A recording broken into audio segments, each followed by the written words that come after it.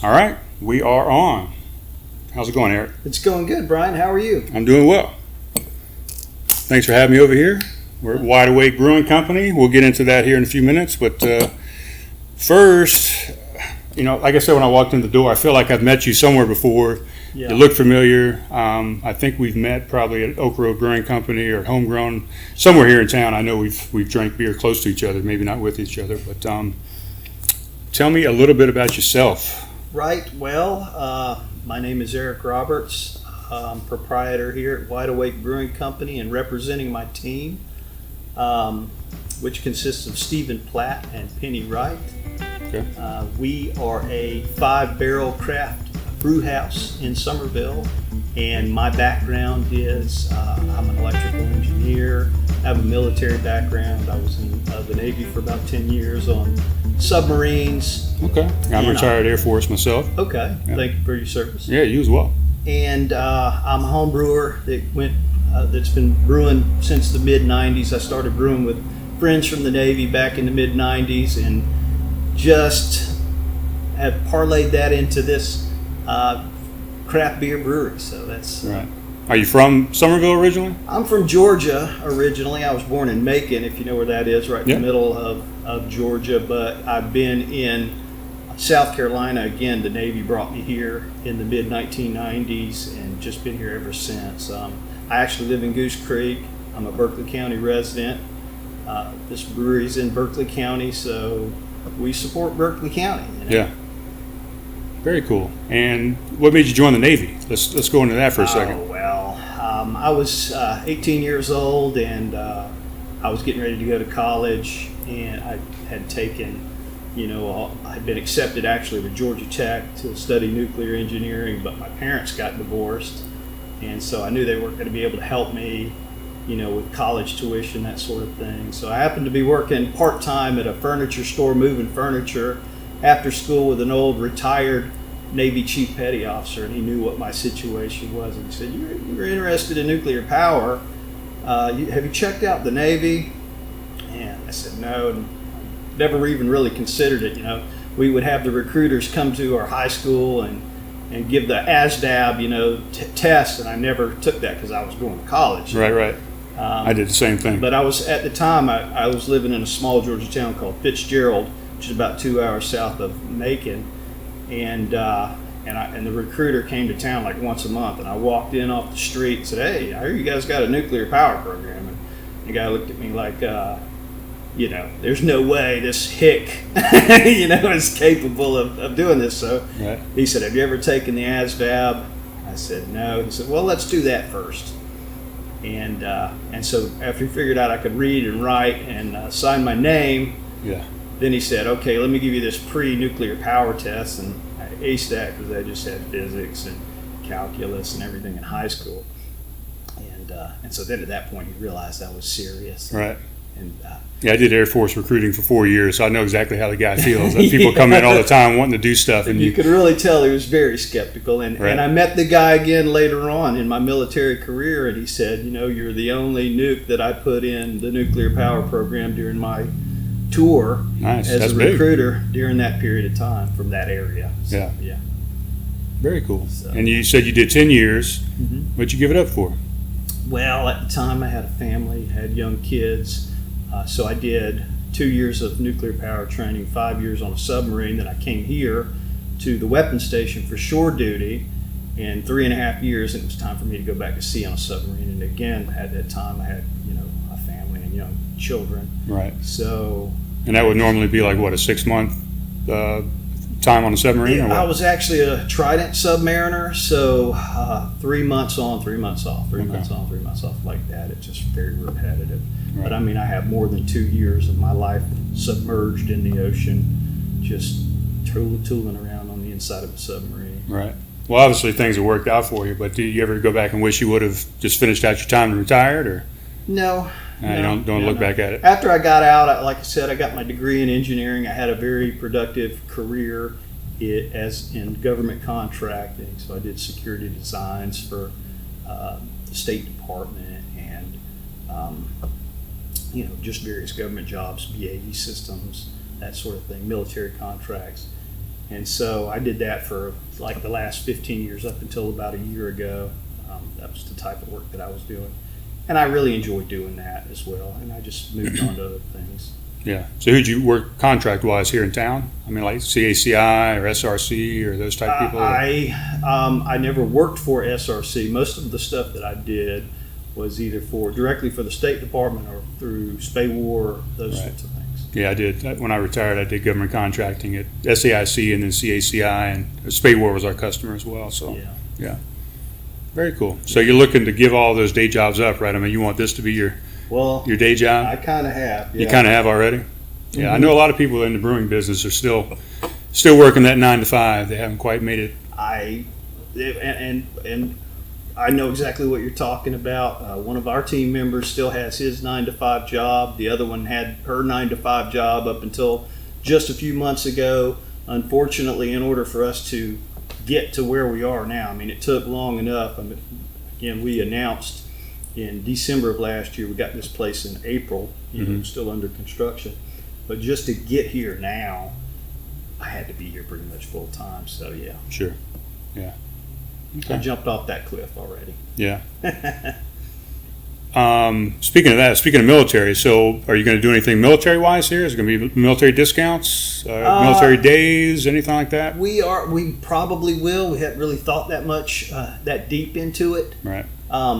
This business model has evolved over time. Initially, we were trying to bite off more than we could chew, and one of the iterations was a military kind of first responders sort of thing, but we were going to do food, and we had other locations that we were looking at, and it was just so difficult to get funding for that. We had to scale back to this, and I'm glad we did because we didn't really want to do food. Yeah. We are going to have some discounts, though, to answer your question. I mean, we're 10% discount on growler fills, and because this is such a small place, we're going to try to push, as much can we get you to take home some craft beer with you as possible. So right, yeah, I saw your list earlier or online. I think I saw it, but sure, So about some of the discounts. Yeah, some and gear discounts, and we may implement some military and first responder discounts at some point, depending on how it goes. This is a good area for that because there's a lot of us, in Charleston. Okay, and just the three of you here. I mean, you said just the three of you, right? Yeah. Yep. And I know one person, Olivia Kirk, is going to be working for you. She's going to start on our grand opening as a part-time member. We just hired her just a couple days ago, and she's been getting some experience pouring beer down at Homegrown down there. That's what she told me, and that looked really good, to me, because we want people in here that have some experience. At least a little bit something about beer. Yeah, sure. Well, speaking of beer, we pour these beers. I don't want them to sit here getting warm. So what do we got going on here? Right, so you have our Gose. It is a mostly two-row brewer's malt with some wheat in it.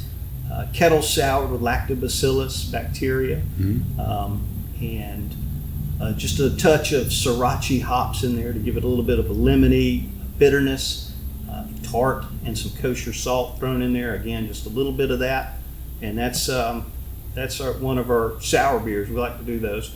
They're surprisingly easy to make. They just take a little bit of time because you got to go through that kettle souring process. Right. But we'll probably always have those on tap. I make a mean Berliner Weiss, and also one of the types of sour. I don't know if you're a sour beer drinker. But yeah, for sure. I've got one called an American Golden Sour Beer that's all American ingredients. It's a little bit stronger, and we Americans like to do things a little bit more, overdo things even to some extent. So it's going to be really tart, and so yeah. Right. So we'll always do that. And I have a chocolate stout. Chocolate coffee stout. This is my favorite one. All right. So I love darker, maltier beers, sweeter beers. That's always been my favorite. But I tried to do a little bit of everything. Right. Yeah, definitely. Well, cheers, Eric. I appreciate you having me over here. Thank you.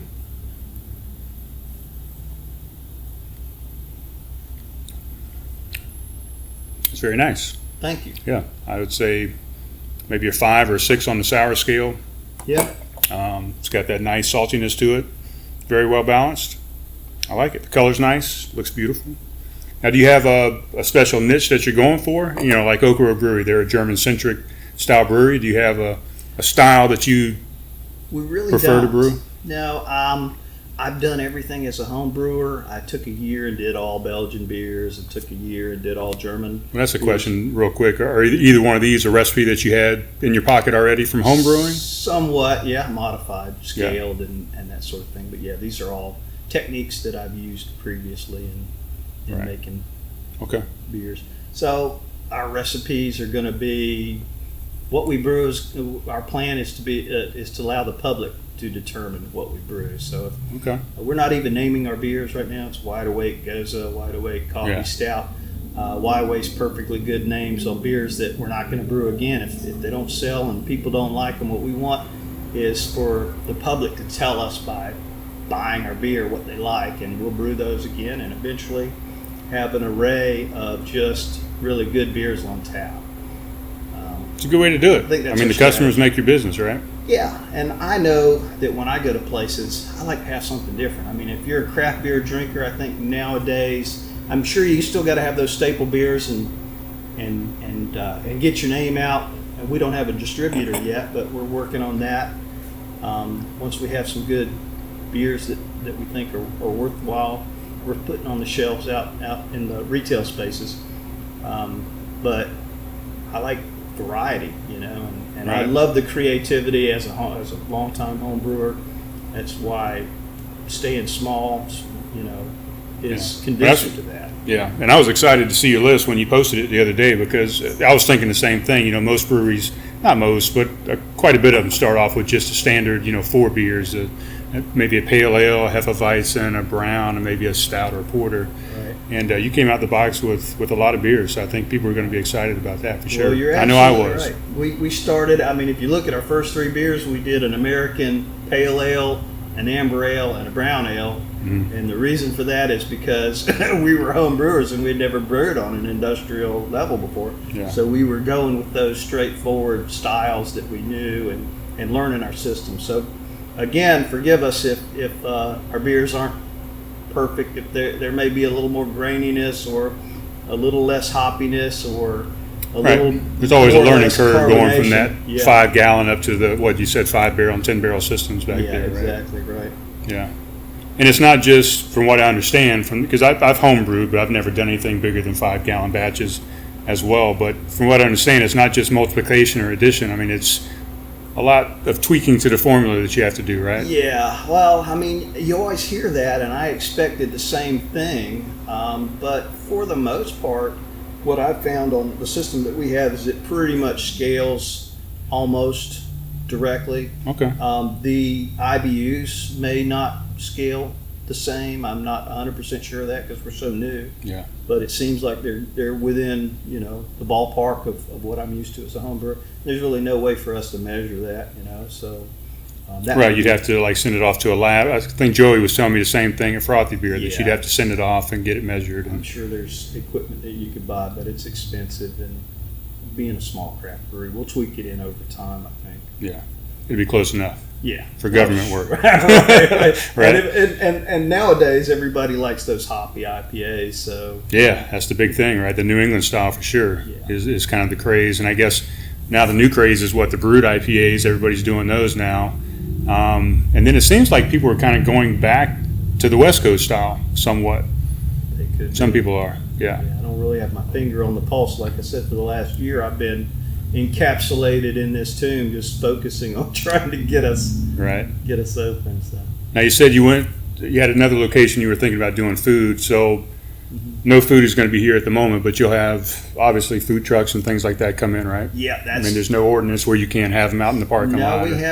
we have the permission from the county and we have permission from the landlord, so we absolutely plan to have food trucks, trailers, and pop-ups fairly frequently on the weekends. In fact, for our grand opening, which is Thursday of next week, the 7th of February, 2019, in case you're listening to this in the future, Yeah. we are going to open our doors at 4 p.m. for the first time and start selling beer to the public. So hopefully everybody will come on out. We're going to have food vendors here all weekend long, and yeah.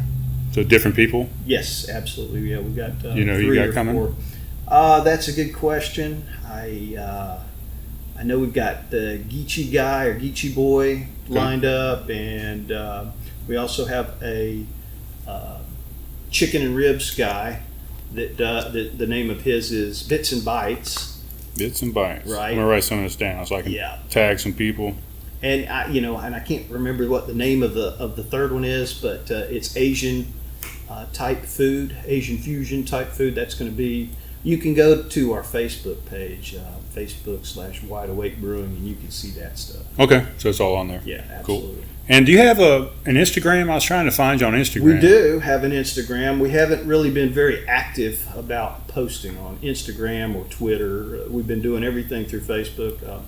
It's just been more than I'm capable of doing, and my team is capable. So if people are looking for information, the best place is Facebook. Facebook for right now, yeah, Okay. and our main, even that's even better than our main website. Okay, yeah, it seems like that's the way it goes, right?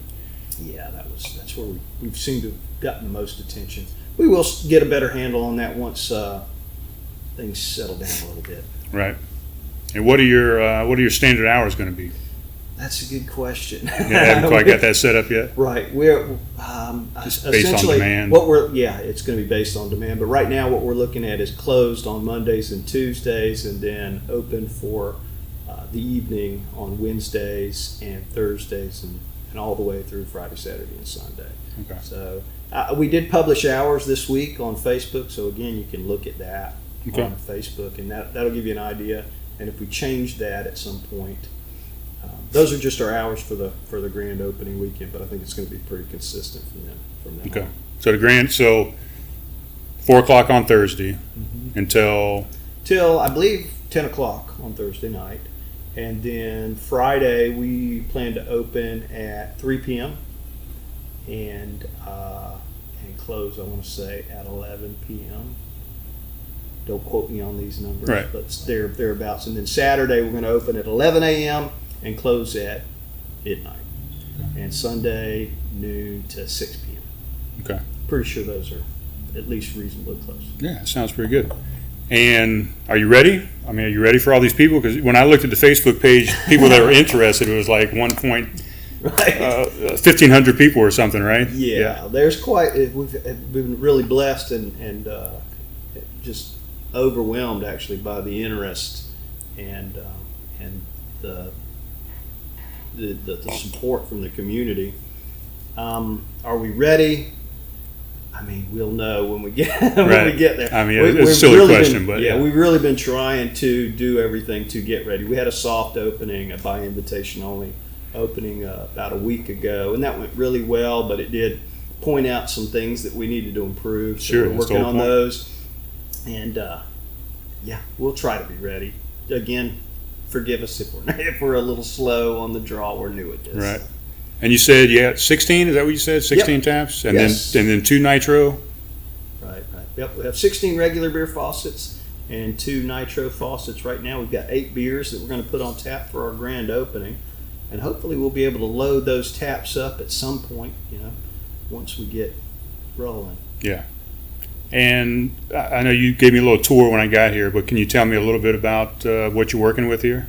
Yeah, so we've got a 5-barrel direct fire brew house from Alpha Brewing Operations. We're not the only brewery in the Charleston area that went through those guys as a manufacturer. So there's a couple other breweries that have the same sort of equipment, but we're a little bit smaller than everybody else.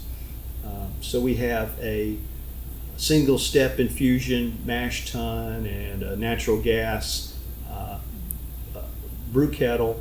We have 8 tanks total, so we've got 4 5-barrel fermenters, 3 10-barrel fermenters, and a 5-barrel bright tank. So that's pretty much what we're brewing on right now. And again, we had never brewed on an industrial level, never interned at a brewery or anything like that. So we got a little bit of limited consulting from our manufacturer, but we've been kind of learning on our own, and I'm surprised to say that we have done a good job. I mean, that first brew was a long night. We all had my entire team here at 2 a.m. in the morning, and we were brewing all through the night, and it went really well. The pale ale, there was a couple little minor glitches and snafus and screw ups, I guess you might say. Right. What kind of stuff? I mean, can you talk about it? I mean, absolutely. On our first brew, one of the things that happened, the primary thing that happened was everything was going really great during the mash, mm-hmm. and we, as a home brewer, one of the things that I always did was cut my sparge off to let the mash drain out right at the end. So as you're capturing that last little bit of wort out, so you don't have so much water left over in your mash tun at the end that you have to drain out. And so we did that probably a little earlier than we should have. And so I got a little worried that we might run out of wort. So we cut some water back in and stirred that grain bed up and pushed a little bit of grain over into our kettle. And so, I looked at that and I said, oh man, we're going to have a grainy beer now. Yeah. And surprisingly enough, it dropped out, and I beat myself up and I beat my teammates up over something that was really, insignificant. But we have had a couple of other little things. I like to talk about brewery mishaps as well.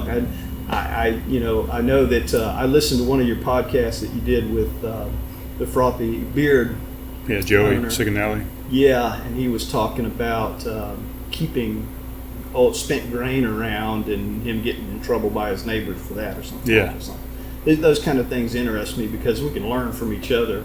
Sure. As breweries, but well, that's what I was going to ask too. If during this whole process, did you have a mentor of any sorts? I mean, from other breweries, did people come in and give you some advice, or did you just kind of do it all yourself? No, I mean, I've talked to other guys, other brewery owners and operators. I pretty much know a good number of them from the area, but no, I didn't really have any mentors. For instance, we went down to meet with guys at Low Tide before we bought our equipment, because they're one of the guys, one of the local breweries that have the same manufacturer as us, right. And also the guys over at the Charlestown Fermentery have the same manufactured equipment. And so we talked really carefully to everybody about what systems they have, what the pros and cons that they had, and that sort of thing, to select our vendor, our final supplier of equipment. But as far as having anybody, and I'll get pointers and tips from everybody. There are certain little secrets and pointers that people have given us along the way, just might as well. Incidentally. Yeah, I would be talking to a bunch of those guys, so you don't make the same mistakes everybody else is making. But one of our favorites, we kind of joke about it, is on YouTube. We watch a lot of YouTube videos around here because it's a great resource. Absolutely. I would say it's a great resource, but I get laughed. Oh, you learned how to do that on YouTube. There's a YouTube channel called Brewery Life, where this guy named Jasper, who's a brewery owner, I want to say up in Montana, he makes these how-to brewery videos, and we watch those as our training videos, mm-hmm. and they're really good. So anybody that's interested in starting a brewery or how a brewery operates, you can go and figure out how to do clean in place on tanks. And, yeah, what was the name of it again? It's called Brewery Life. Brewery Life. Yeah, on YouTube. The guy's very entertaining and very insightful. Yeah.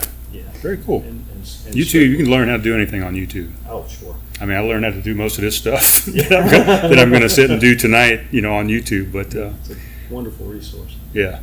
You mentioned, we mentioned food earlier, that you don't have any food. Is there any room to grow to put some sort of pop-up food thing in here or not? You mentioned fermentory, they got a pop-up where people just come in and use their kitchen. I wish we did. This is about a 1,600 square foot space, and about 600 of that we're dedicating to our accessory tap room that we're sitting in right now. Yeah. And the rest of it is brewing area, and you saw that everything is pretty well laid out, but it's pretty tight, and we've got a forklift that we store back there and we take out, and to make space. Yeah. But we're trying to maximize the use of space now. We're in a 5 suite building, so if we kind of joke about if we kick our neighbors out, we can knock this wall down. Sure. Yeah. And that's a possibility. However, there are other issues with that we would have to reconcile. Right. I mean, obviously that's way down the road, but Yeah. and then what are we doing with these cans here? You said you've got, what do you got over here? So we have a canning machine, a can steamer by October.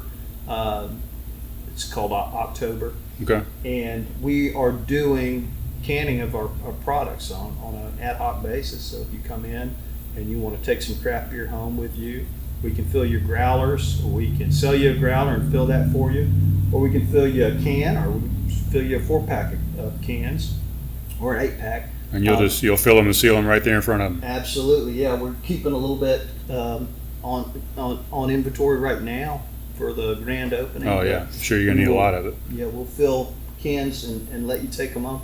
So based on the law as it's currently written in the state of South Carolina, we can sell up to 288 ounces per person per 24-hour period for off-premise consumption. So, Okay. And this, again, being a small craft microbrewery, we would like to send you home with beer. So Sure. please come and get it and take it home on Friday after work, and Yeah. get your pizza and your beer and All right. have a good evening. And tell everybody about it. Yeah. And are these shirts that you're going to offer up here that you have framed? Yes, those are our Wide Awake T-shirts. We have 2 different styles: the ones with the original black logos, and the ones with the white logos, the white lettering, showed up a little bit better on the other colors. We've got a few other colors that we offer. We've got a purple, pink T-shirts for the girls. Or the guys, if you like pink. We could Sure, probably. But I know what you're saying. A lot of people just kind of stick with the unisex type shirt, but you actually have some female styles as well. Sure. Or And cuts. we also have some brewer shirts that are embroidered. Those T-shirts we're selling at cost for right at $20 a piece, and then the embroidered brewer shirts for $30. And those are like the button up front type style. Yeah. Exactly. The button-up shirts that you'll see the guys that work in the breweries wear. And those are popular as well. People have come in and bought those when we offered those before Christmas. We're selling pint glasses and growlers.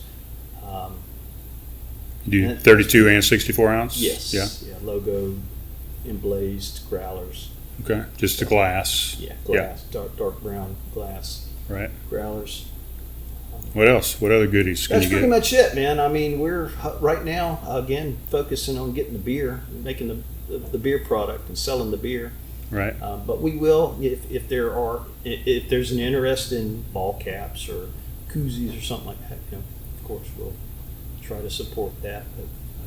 But just the basic stuff. Everybody wants a T-shirt for sure. Stickers? You gonna have stickers? We do. We have some stickers. Yeah. I'll give you some stickers. Yeah, I might have to get a couple. I got my car out there. It's nothing but beer stickers on the back window. So, in my fridge in my studios, all beer stickers Right, as yeah, well. I have a kegerator at the house. It's got stickers all over it. Yeah. All the brewery stickers. So, with all this going on, are you still home brewing too, or you just you gave that up? No, yeah, I couldn't. I don't have time. None of us Yeah. really have time for anything other than this. And yeah, we don't really want to homebrew after we spend Yeah. a day making a big Right. batch of beer. So How long did you do that, home brewing? I started homebrewing with friends from the Navy back in the mid-'90s. So I brewed, I won't say regularly, but maybe once a month for about 10 years. Maybe once every other month for about 10 years.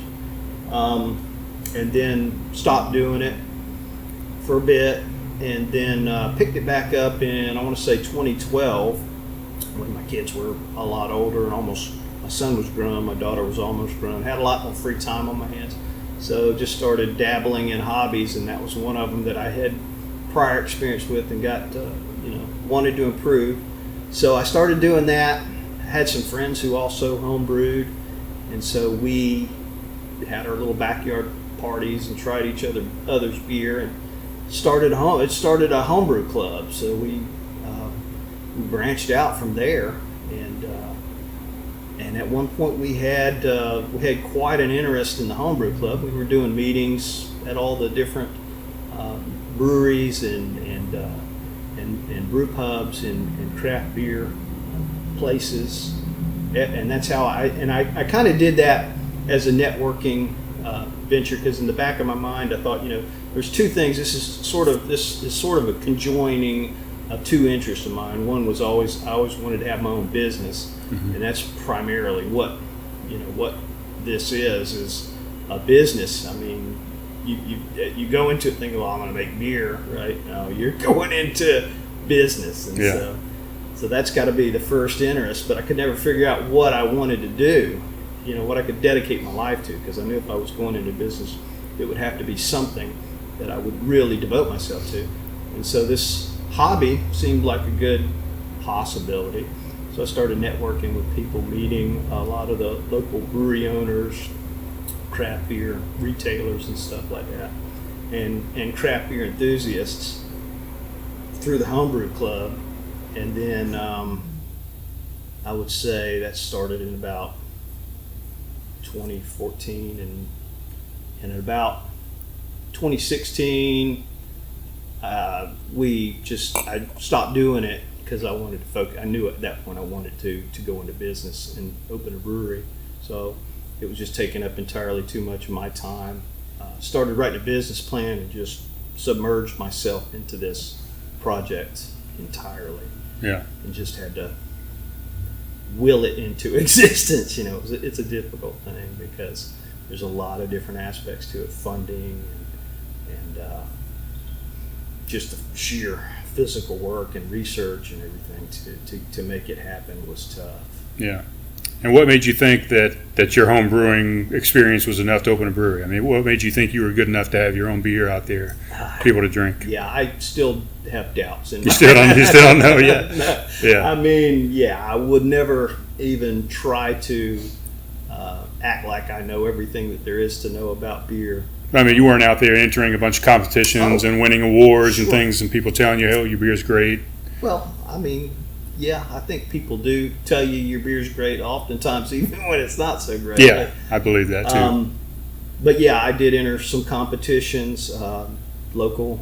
Like the Brew Ha Ha and things like that. Yeah, we did some events with my team at the Brew Ha Ha, and we sampled our beer at public events and things like that. Right. So like Justin Famulari, I'm good friends with him, but I know he did the same thing. You probably even were in I competitions did. with him, but yeah, absolutely, I know Justin.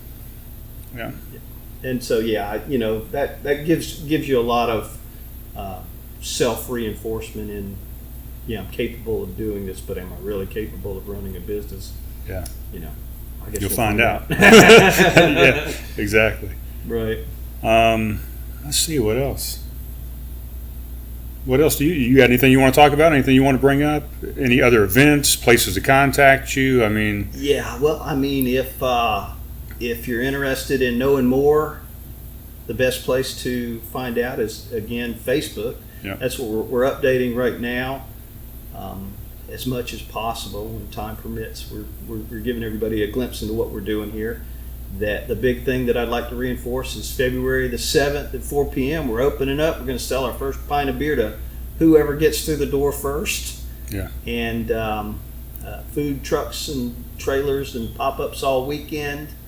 We'll have 8 beers on tap, and you can see that selection on Facebook as well. Yeah. And if you need to get in touch with me, you can get my contact information through there via email or telephone or whatever. I mean, we published our hours again this week, a day before yesterday. Yeah. And I'll put all the links in the show notes to all this stuff as well, so people can just click on it if they want to find out more information. Great. But like I said, just looking at Facebook, I think you've got plenty of publicity already and interest, but I'm hoping this will help push a few more people your way. I'll put this out on Tuesday, so this will come out on the 5th, a couple of days prior. So. Yeah. One other thing I'd like to bring up, I know that you and I kind of talked about it before, but I don't think we talked about it yet. But this is the first production brewery in Berkeley County. So we are in Berkeley County. We're located on the Highway 17A commercial corridor. If you take the Somerville exit off I-26 going towards in the direction of Monk's Corner, we're about 1.5 miles down from that I-26 exit, just across the street from the CVS pharmacy. We're on Varner Street, 1907 Varner Street, in Suite B5, and Berkeley County. Yeah, this is Berkeley County, and so there's tapping up on 30 beer producers in the Tri-County area right now. So Berkeley County's been a tough nut to crack, and we're pretty proud of the fact that we're supporting Berkeley County. Right.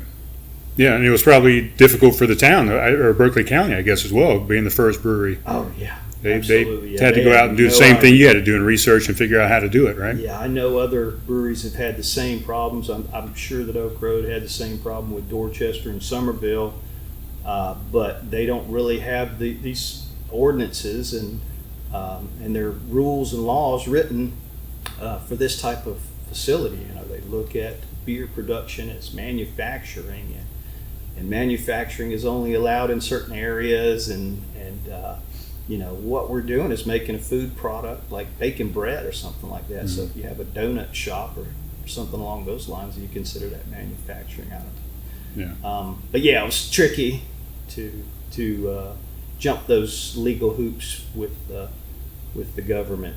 You know, all different aspects of the government, the county, the state, the feds, the federal TTB.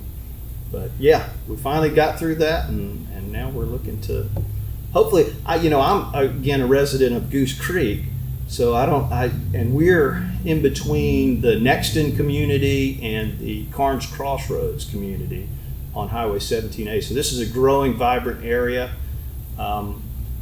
We've got Cane Bay and Sangaree and Goose Creek and Somerville. A lot of people around here that are interested in craft beer, with a very limited selection of places that they can go. I know that if I want a good craft beer, I got to get in the car and drive, to downtown, either the upper end of North Charleston or down to the peninsula or West Ashley, and a lot of people don't want to go that far. So I call this the beer desert, and we're going to try to bring an oasis, craft beer to the beer desert. Sounds good. I think hopefully it's going to start a trend, and people are going to start getting more real estate out here for sure. That would be great. Yeah. And I know that Nexton is planning to bring a lot of high-end restaurants. I mean, I know Hall's Chop House is planning to come out there. Right. A few other places. So, yeah, this is a growing area, and I'm optimistic about how we're going to do. So hopefully you guys will come out and support us. And I think they're going to for sure. Everybody I've talked to so far is waiting on it. Sweet. How'd you come up with the name Wide Awake? I know it's Wide Awake America or whatever it is over here, right? Yeah, that's an interesting question. So this is the unincorporated area of Berkeley County known as Wide Awake. Yeah. I don't know why. I've kind of researched it. I know that there was a college professor back in I think he started back in the 50s and 60s all the way up through the 70s. He was like the keeper of the tome of names of South Carolina names, and I'm not sure where he got that from, but there's a book that you can buy. It's like a collector's item that talks about it, but it's like $200, so I haven't really spent the money on it. But yeah, I did a little bit of limited research because I get that question a lot. But if you go to Google Maps and you type in this area, you'll see, right down by the hot spot. Everybody knows where the hot spot is that's from this area. So. Yeah. So that's it. Yeah, that's it, man. Yeah. Any of these beers, did you collaborate with anybody on these, or these are all just yours out the box? Yeah, these are all just ours. I mean, we're too young and fledgling, I think, right now to collaborate with anybody. We're just trying to collaborate with ourselves. I guarantee you somebody would have come in and said, yeah, I'll help you make a beer. Yeah, for sure. It's been so hectic, and just we have had other guys from other breweries come up and visit us and talk to us and give us pointers and stuff like that. But right. Yeah, we're at this point we're just trying to learn get our processes honed, and we've improved greatly from that first night. Like I said, we were here at 2 a.m. and it just went on forever, and now we got it down to a science. Yeah, it's amazing how quickly you can learn, and I think we've got 9 batches under our belt right now. So. Okay, very cool. I'm gonna ask you one last question. Sure, man. What's your favorite brewery in the lowcountry? Well, I do. I have an answer to that, and I'm a straight shooter, so I'm going to tell you right out of the without too much beating around the bush what my favorite brewery is, and it's revelry. I have to say, Okay. I'm a big fan of those guys. I love those guys from the beginning. I think they do a really good job. We know some of those guys through friends of friends and that sort of thing, and there's a little bit of a rivalry that goes back and forth with we're coming for you, you know, and they're like, all right, come on, come get it, that kind of thing. But yeah, that I like their beer the best. I'm a big fan of many of the breweries though in Charleston. Holy City would be a close second. I like what the guys at Low Tide are doing. We got so many good breweries. Yeah, it's hard to pick one for sure. Yeah, and then the guys that have trailblazed for the rest of us. I mean, a brewery of this size wouldn't have even been possible 10 years ago if it hadn't been for breweries like Gose. Like Gose, yeah, for sure. Yeah, and Jamie's one of the people I want to get on and talk to about that actually, but we just haven't had a chance to get together. And they're expanding too. I mean, they're getting ready to do some big things, I think, and as well as Holy City. And I have a high degree of respect for the guys who started off even smaller than we're starting off. You know, the guys with Frothy Beard, the Oak Road guys, the Ghost Monkey guys, right there. Yeah. Starting small and bootstrapping yourself from the ground up, it's hard, man. Anybody that says it's easy has probably not ever done it. Right. Yeah. Well, I think that about wraps it up. Thanks, Brian. Unless you got anything else you need to talk about, but I think we've covered it all. And the big thing is the grand opening for the 7th through the 10th. 7th through the 10th. That's next weekend. Thursday, Friday, Saturday, and Sunday. We'll be here serving beer. Hopefully everybody will come and see us. I think they will. I won't. I'll be working, but I'll get over here as soon as I can on a non-work day. But I appreciate your time. The place looks great. The beer was fantastic, the one that I've had. And I look forward to drinking more of it. Great, man. Thank you. I appreciate you coming down. Yes, sir. Great being here. I appreciate it. There you go. You too, man.